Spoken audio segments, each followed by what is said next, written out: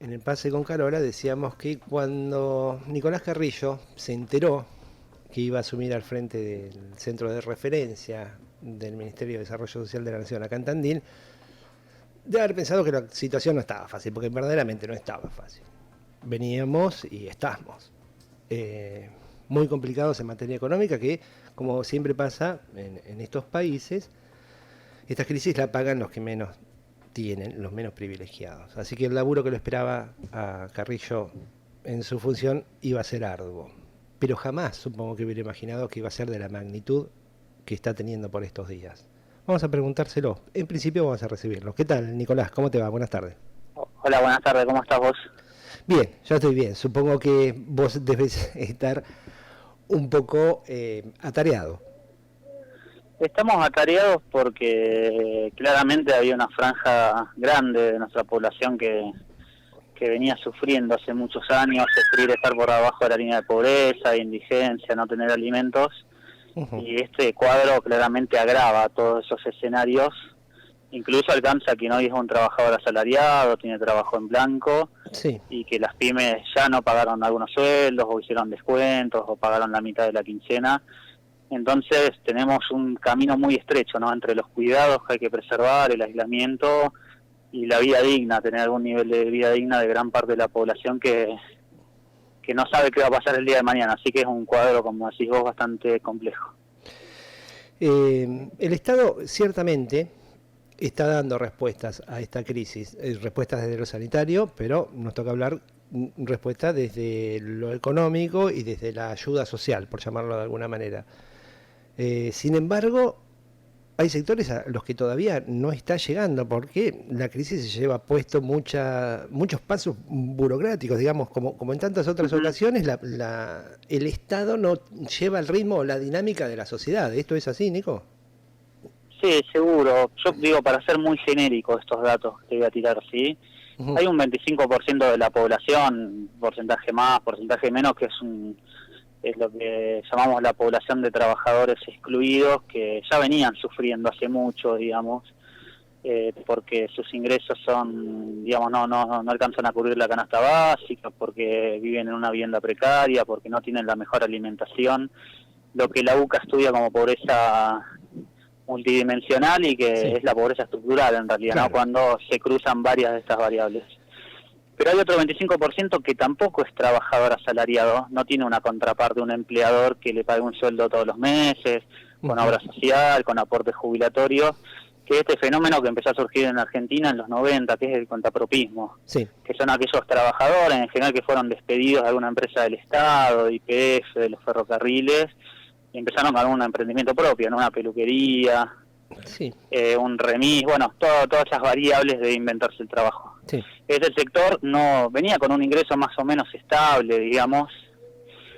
Ahí también hay una gama muy amplia en ese 20 y pico por ciento, desde profesionales hasta un remisero, digamos, ¿no? Sí, sí, claro. Que no necesitaba habitualmente la ayuda del Estado, y que después de los primeros 10 días de pandemia, de aislamiento, digamos, cuando no se pudo salir a trabajar, empezó a requerirla, porque la verdad que no hay otro ingreso, no hay otra cobertura. Y no había colchón, no había colchón de ahorro tampoco. Claramente, no había colchón, claramente que no había colchón, y eso desnuda un poco la debilidad de nuestra economía y la debilidad de esto que veníamos hablando hace mucho del trabajo, ¿no?, de la situación del trabajo en la Argentina y en la ciudad de Tandil, que hay que decir la verdad, no estaba muy en boga en el debate político, digamos, no era una realidad que existía, pero no estaba en el debate estratégico. ¿Qué pasa con toda esta población que no tiene los mismos derechos laborales que tienen otros, que están en blanco, que reciben un sueldo, que tienen derechos laborales?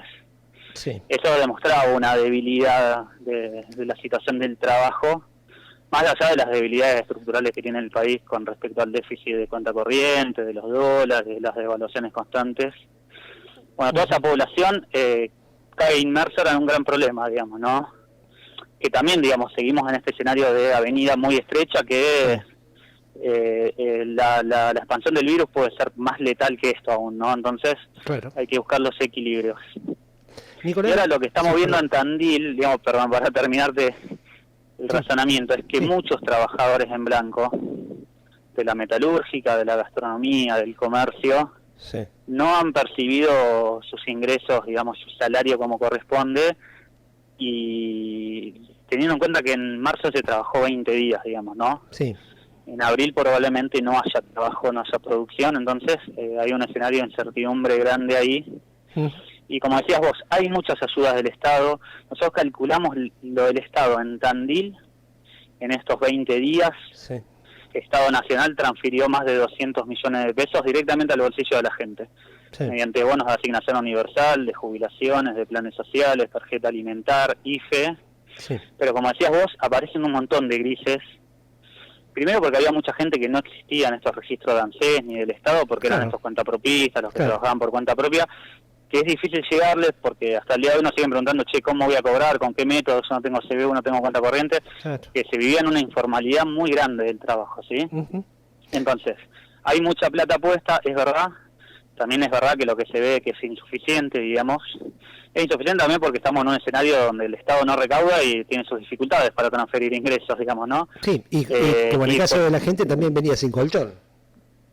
Porque venía sin colchón, y además que ahí también precisamos mucho del municipio, porque en estos tres, digamos, niveles que tiene el Estado, nación, provincia y municipio, sí, cuando aparecen excepciones a estas políticas universales, públicas, generales de la nación, el que está más a mano para dar una respuesta son los municipios, que también atraviesan sus dificultades, digamos, porque no tenían en mente este problema, este escenario, y bueno, hay que ayudar un poco entre todos para buscar estos equilibrios necesarios, para resguardarnos, para cuidarnos, sin olvidarnos de la economía, digamos, que la gente necesita tener tranquilidad, que va a tener alimentos, que va a tener energía eléctrica, que va a tener calefacción en su vivienda. Ese es un poco el escenario. Nicolás, vos desde hace años venís trabajando en lo que es el tema de cooperativas para generar laburo genuino entre un vasto sector de la población que en los 90 y posteriormente se quedó sin nada. ¿Vos creés que esta crisis puntual que estamos atravesando ahora va a desbaratar todo eso o por el contrario, eso que venías haciendo, que se venía haciendo, va a constituirse en un modelo de salida para los tiempos por venir?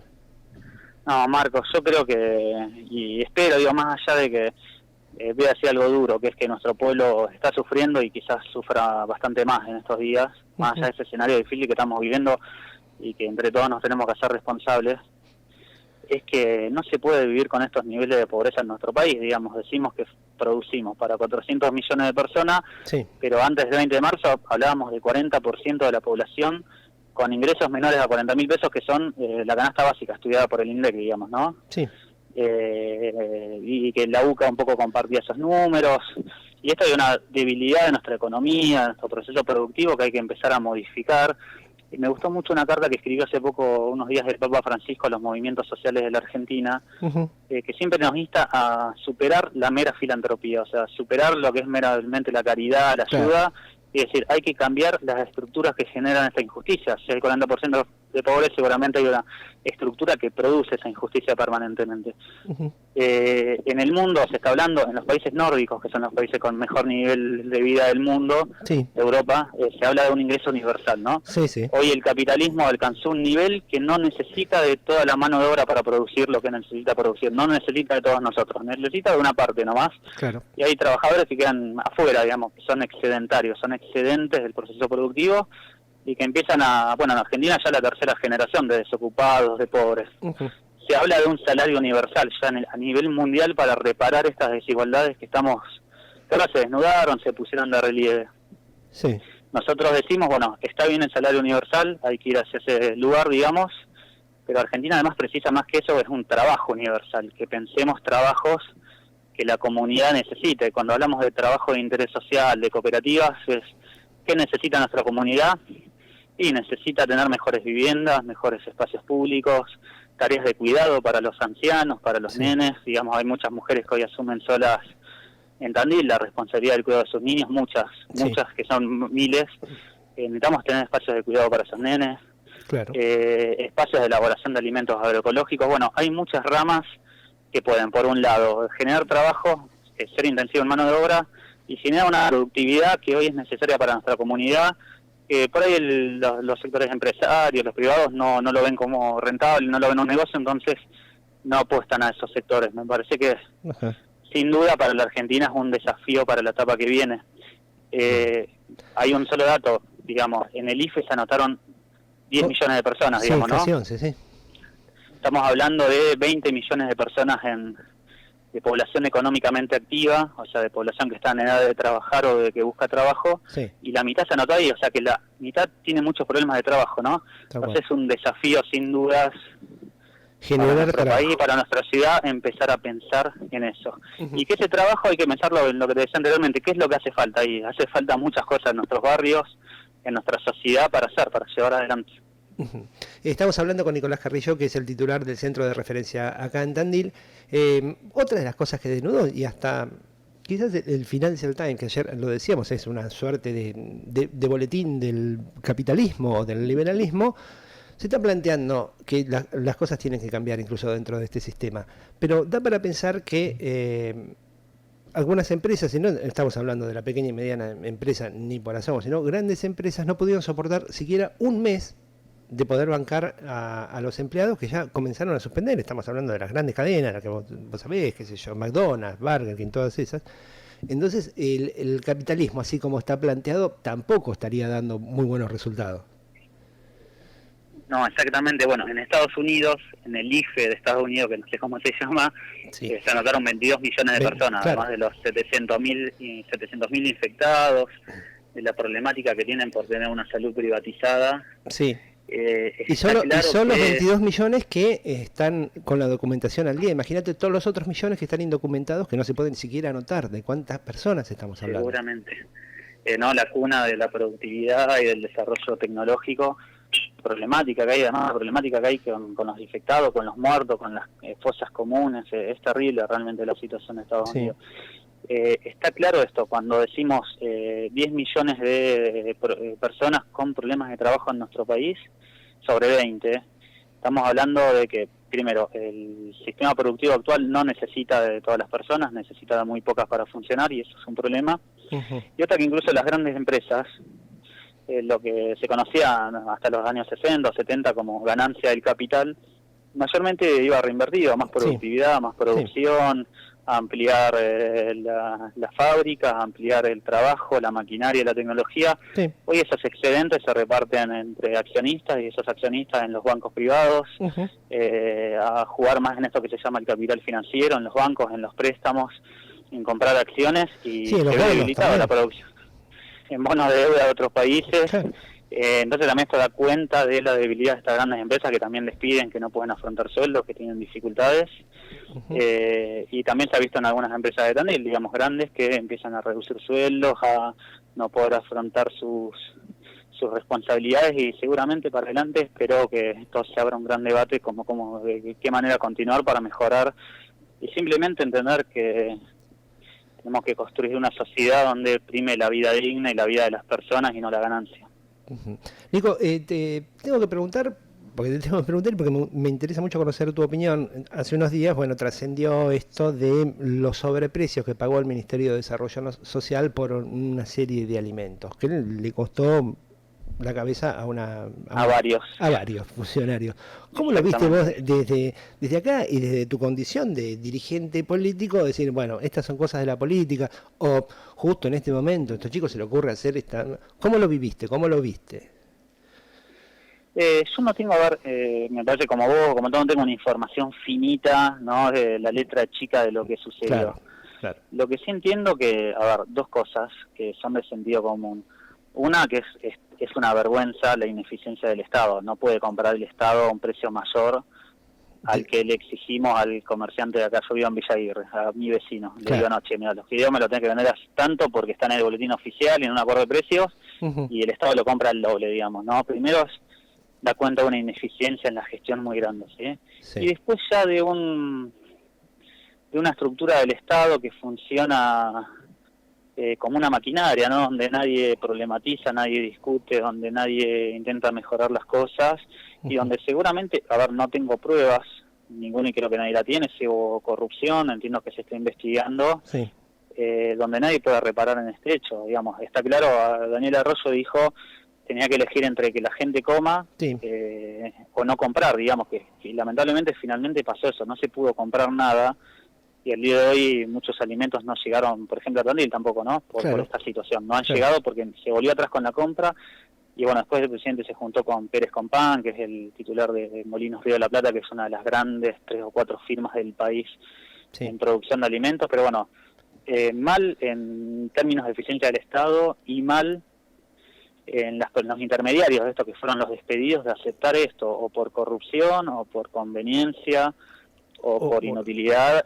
La verdad que fue malo, y hasta el día de hoy, si se quiere, la consecuencia de esta es mala, porque no llegaron alimentos, porque la situación es peor que la anterior, y porque también, digamos, hay que entender que la cadena de producción de alimentos en Argentina está manejada por 4 o 5 empresas y nada más que esas, que manejan toda la gama de alimentos, desde enlatados hasta fideos, hasta arroz, hasta aceite, todos son 3 o 4 empresas que cuando uno va a la góndola son las que predominan y las únicas que manejan entre el 80 y 90%, y que también son los que fijan precios. Sí, la cartelización es eso. Exactamente. Alguna vez, creo que fue Cristina Fernández que lo dijo, que cuando se habla de corrupción en el Estado hay 2 ventanillas, ¿no? El Estado, el funcionario corrupto, y también la empresa que se suma a ese juego, ¿no? Y en este caso estas empresas son de esas 3 o 4 que predominan, así que estamos ahí en un gran problema que creo que también es un momento para empezar a ponerlo en crisis. Recién hablabas de las segundas y terceras líneas de funcionarios y también del Estado con los que ya están, incluso con personal de planta, que es ahí por ahí donde se traba todo, porque tenemos casos acá en Tandil de que se está hablando de que los bolsones alimentarios algunos no están llegando y sin embargo la plata se envió, todo se envió. ¿Qué es lo que está pasando? ¿Es un desafío para quienes están a cargo de los niveles, de manejar los niveles del Estado, poder hacer a sus líneas intermedias, hacerlo funcionar? ¿O cómo es? ¿O esto va a seguir así? Oye, a ver, hay varios desafíos simultáneos, ¿sí? Uno es que hay gobierno claramente, pero el Estado está funcionando poco, digamos, porque la mayoría de los trabajadores del Estado, como de las actividades, está en su casa. Está alcanzado por la ley, exactamente. No solamente está en su casa, en el aislamiento. Hay todo un debate en torno a esto, ¿sí? El ejemplo más gráfico es ANSES. ANSES es un organismo donde se canalizan la mayoría de las prestaciones. Ahora, si se abre ANSES, es como que se abra un banco de un día para otro. Vamos a tener 1000 personas en la puerta, ¿sí? Tal cual. Hay un desafío ahí, y también porque los trabajadores tienen derechos también de ser resguardados, de cuidarse. O sea que hay un problema en principio con el tema del funcionamiento del Estado, un desafío, esta avenida estrecha que te mencionaba al principio. Lo hacemos funcionar al 100% y esto implica que la gente se acerque y implica más problemas, o no. Bueno, ese es un tema. Lo otro es, yo veo, lo que veo específicamente en Tandil, me parece que desde la Nación se hicieron muchas transferencias monetarias, esto digo, del Estado a la gente directamente, que me parece que siempre es lo más eficiente, digamos, que el Estado le transfiera al bolsillo de la población en todos estos programas que te decía que son más de 200 millones de pesos en 20 días. Para hacer una comparación, el municipio de Tandil tiene un presupuesto de 4.000 millones al año, o sea que se depositó un 5% directamente en el bolsillo de la población en 20 días, ¿sí? O sea que es un número importante. Es muchísima plata, sí. Pero bueno, aparecen 1 millón de grises, y en esos grises tenemos que ver la forma de articular con el Estado, que es la instancia más con el municipio, digo. Que es la cercanía de la gente, digamos. Lo más cerca para resolver cosas que quedan afuera y que hay que darles una respuesta ya, y es urgente. Y eso implica regenerar todo un sistema de confianza, de articulación entre los diferentes bloques políticos, que no es fácil, pero bueno, tenemos que poner la energía ahí, digamos, porque la comida tiene que llegar, digamos. Y estamos hablando de algo tan básico como comida, digamos. La comida, sí. Lo que sí pongo en crisis, en debate, y cuestiono de algunos dichos, eventualmente del municipio, de algunas dirigentes del municipio, es que yo no creo que haya avivadas nunca en la población de quién va a recibir un bolsón de alimentos. Que alguien lo vaya a buscar si no lo precisa, o que alguien quiera copiar o quiera hacer algo con esa comida. Si alguien se somete a ir a buscar un bolsón de alimentos es porque lo necesita, digamos. En todo caso será mínimo el porcentaje del que se puede haber excepciones, como hay en todos los niveles, como hablamos de estas grandes empresas que se abusan, no se abusan con un bolsón de alimentos, se abusan con millones y millones. Puede ser que haya sector de la población que haya alguna avivada, que vayan a buscar 3 o 4 veces y no les correspondía, pero mayormente quien solicita, más en este momento, es porque lo están necesitando, digamos. No es gratis ir a buscar un bolsón de comida, no es algo que te resuelva ni la vida, ni unas semanas tampoco de vida familiar, Entonces hay que también confiar en la gente, tratar de ayudarla, tratar de estar cerca, tratar de acompañar, porque hay una sobreinformación total. Tremenda. Hay miedo, paranoia, ansiedad, se juntan todos los estados de ánimo. El encierro genera problemas psicosociales generales, digamos. De todo tipo, sí. Entonces hay que estar cerca. Yo creo que hay que ayudar con todo lo que tengamos y sobre todo escuchar y dar respuestas, porque la gente necesita alimentos, ingresos, pero también tranquilidad, saber cómo vienen las políticas de Estado, los programas, poder explicárselos, porque como te decía, de estos 10 millones que se ingresaron al IFE, había 3,5, 3 millones, 4 que ya estaban en el sistema de prestaciones y otros que no, y los desconocen, ¿no? No saben cómo funciona, no saben a dónde ir, no saben cómo preguntar. Les da vergüenza, la mayoría de la gente que hemos ayudado, no sé, mira, esta es la primera vez, yo no sé cómo es, no sé cómo pedir, me da vergüenza. Te lo aclaran todo, mira, es la primera vez que me pasa esto, disculpame, no quiero molestar.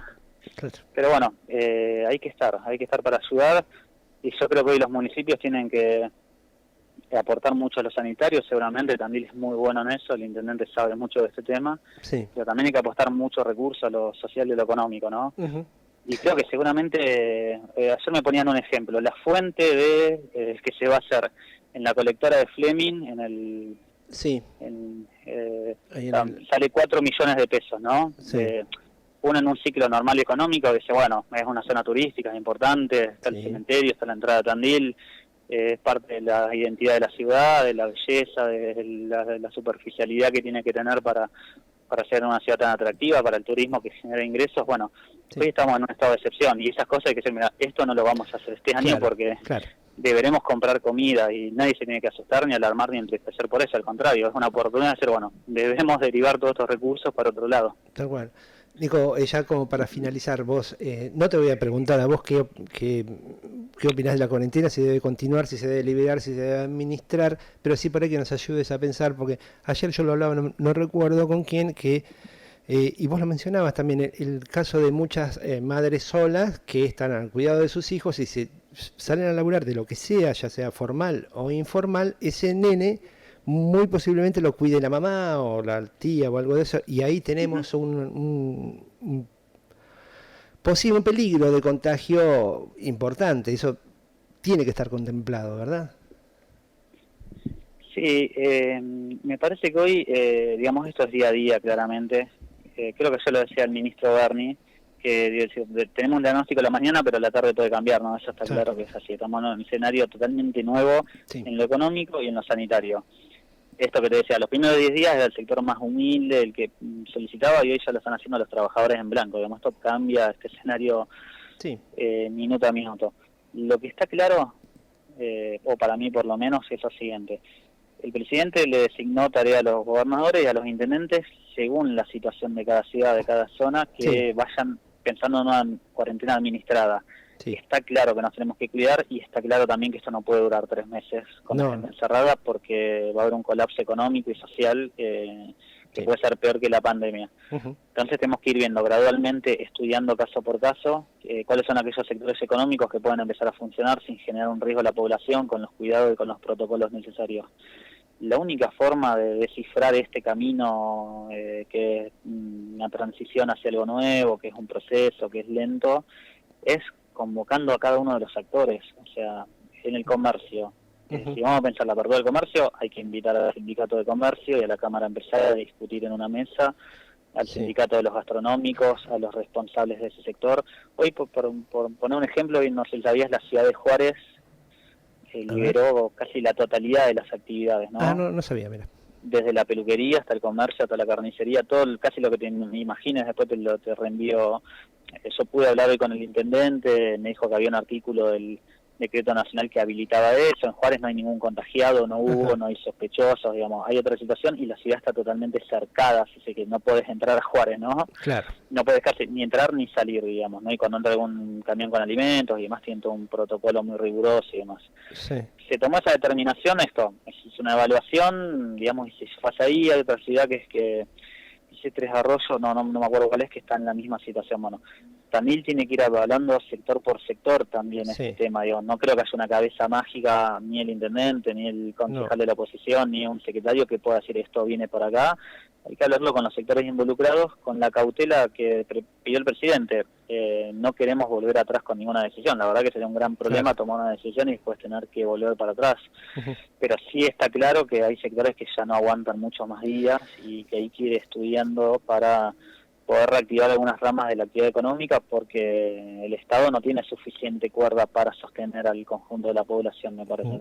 Con los cuidados, con los protocolos y escuchando a los protagonistas, hay que ir pensando sector por sector. Y sí, y eso es ejercer la política en serio, sin especulaciones, sin bancándose, por ahí que puede haber un error, pero me parece que tratando de llegar a los mejores consensos entre todos, no solo la dirigencia política, sino como decías vos, todo tipo de dirigencia, todos los sectores. Ahí, digamos, hoy viene un momento para apoyar, ¿sí? Para apoyar al presidente y para apoyar al intendente. Sí. Para no caer en esta politiquería barata ni en tratar de sacar ventaja. También nos podemos permitir hacer alguna crítica para claro, si no, para ponerle un poco de debate público a este tema, y está bien, digamos, que se lo critica Alberto y si hay cosas para corregir, y también que se lo critica el intendente. Digamos, siempre que sea propositivo, con ánimo de sumar, no para generar daño, ni desgaste, ni más confusión a la población que ya tiene demasiado. Me parece que esta es una oportunidad también para entender que los ejecutivos no tienen una autosuficiencia total. Exacto. Y son, digamos, tienen las mejores ideas siempre. Es un momento de convocatoria hoy, ¿no? De convocar. Muy buena la foto de ayer con Alberto Fernández, y al lado estaba Cristina y Larreta, exactamente. Después vi un Twitter de Morales, que es el gobernador de Jujuy, diciendo, que a mí me sorprendió mucho y gratamente, diciendo apoyo a esta renegociación de la deuda. Dijo, bueno, eso está bueno, digamos, si hay acuerdos, que se los diga, y cuando haya diferencias, que también se las plantee. Pero bueno, este es un momento de convocatoria, de escuchar a todos, porque no hay nadie que solo pueda tomar una determinación, y me parece clave el sector económico, productivo y social que se analice caso por caso, a ver qué se puede ir flexibilizando, teniendo en cuenta esto, los cuidados, los protocolos, estamos de acuerdo con eso, pero que no se puede estirar esto eternamente, digamos, ¿no? Hay que pensar por sector, con la máxima seguridad, con, digamos, la máxima cautela, pero tenemos que avanzar hacia ese lado sin duda. Bueno, Nicolás, te agradezco como siempre el paso por la Radio del Eco y los conceptos y para ayudarnos a pensar un poco. Bueno, gracias a vos por el tiempo. Bueno, nos estamos viendo y esperemos que en una situación un tanto más desahogada. Ahí estaba Nicolás Carrillo, titular del Centro de Referencia Local, esto es la sede tandilense del Ministerio de Desarrollo de la Nación, hacia donde están volcados, hacia ese área están volcados los mayores esfuerzos en materia económica y de ayuda social. Pancho, ¿te parece?